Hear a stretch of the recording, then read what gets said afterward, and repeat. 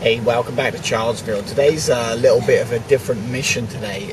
There's a street child who basically begs for money, want for a better word, lives on the street. So I called a street child, and she broke her arm a few months ago, and they never got it set properly. So consequently, the arm has been set bent.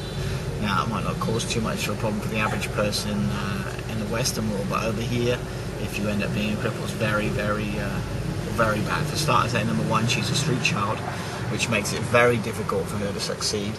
And number two, she has a deformity, which would make it horrendous.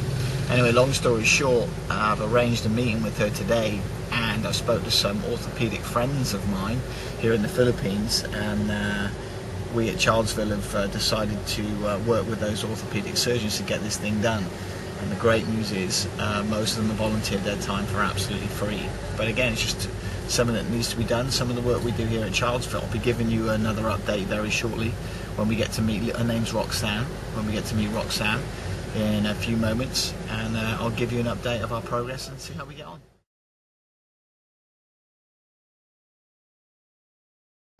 So I'm here with a doctor, we just got the x-rays back. And yeah, do you want to explain it? Okay. Yeah, so here's the x-rays. And I guess you can see this is a deformity here, right? This is the break and where the bones rejoin, so it's deformed. Totally here. Here's the doc. Dr. Barnaby's helping us out.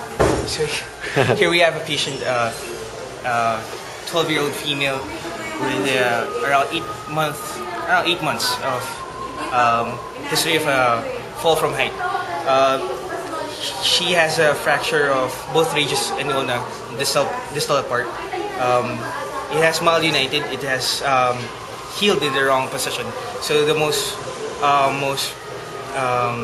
proper way to treat it is to do an open reduction. Actually, it's more of osteoclasis already.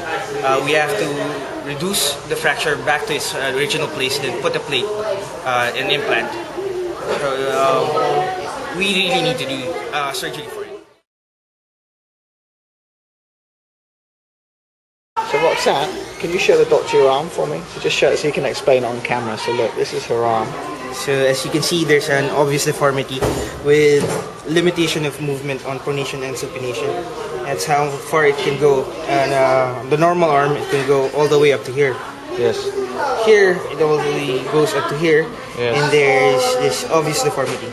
Oh, it's obviously... so to fix it, we have to incise the skin and go through, dissect it all the way to the bone, break it again, and then fix it in a more proper position. Sure. That makes sense. Smile. It'll all work out. Thank you. Okay. So what can we do next? Well, first of all, something that we didn't mention or you can't see on screen is that it was an open fracture. When Roxanne first did this, I had this accident, the bone came out of the skin. That's what they mean by open fracture. I only learned that the other day. It's not that I'm particularly that smart. So it protruded out of the skin, and they managed to get it back in. I can't believe what sort of pain she must have been in when that happened. And she had, again, no pain medication, nothing but a simple bandage they wrapped around it, because they just can't afford or couldn't afford to take it to a hospital and get it treated. Anyway, enough about what's happened in the past. What can we do in the future to get this thing right? Well, first of all, just to remind you, this is a street child, so her chances of surviving anything are pretty slim, never mind being deformed with her arm. Now, as she gets older, unless we treat this arm right now, it's going to get more and more bent, more and more deformed. And I can tell you, folks, it makes her chances of getting anywhere or doing anything in life even slimmer.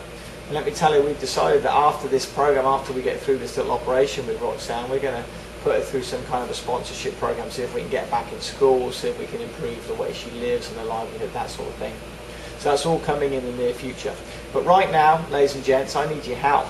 And if you feel like you can spare an extra $10, or you want to stay in tonight instead of going out on the town and do something that's genuinely worthwhile, is just click on the donate button just below me. You can donate as little as $10, $15, $20, £10, pesos, whatever it is that you can afford, we'd really appreciate that. And just click on that donate button and let's make a real difference. Roxanne goes into hospital. She's scheduled to go in this Sunday, which is around the 11th or 12th of July. So time is running out.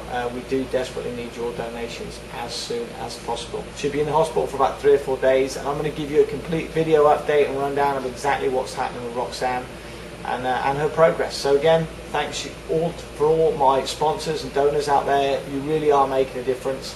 This is a great project, and we're going to make a tremendous difference in this young girl's life. Thanks again.